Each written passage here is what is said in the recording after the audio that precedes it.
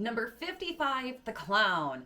Now, these few pages, we're getting a lot of G string practice and going back and forth between G and the D string and getting used to reading all of those ledger lines. So really take your time with reading it and getting comfortable with it, because it'll set you up for a good lifetime. So, the clown, a cute French folk song that almost every student plays when they start on a new instrument. It's one of those classics. So let's read it first. We're starting on G, third finger on the D string. And we're in 3/4. So we're gonna feel 1, 2, 3, 1, ready, go.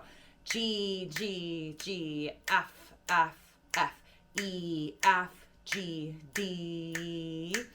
C, C, C, B, B, B, A, G.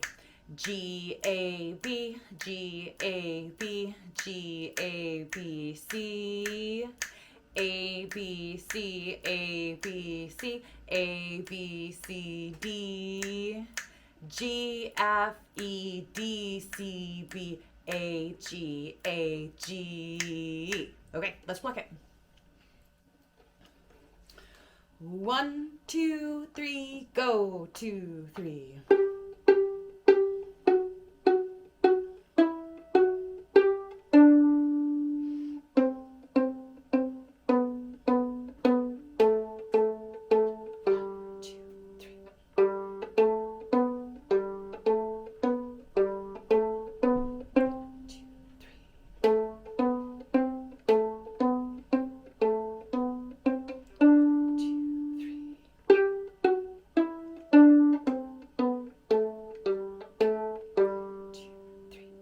Now let's do it with the bow.